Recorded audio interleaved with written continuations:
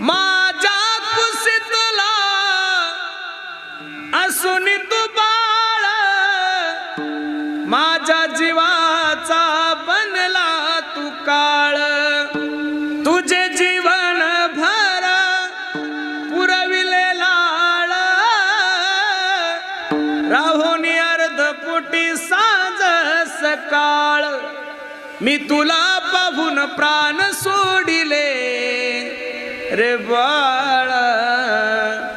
तुने नाही पाणी पाजिले जिवंतपणी कधी पुसले नाही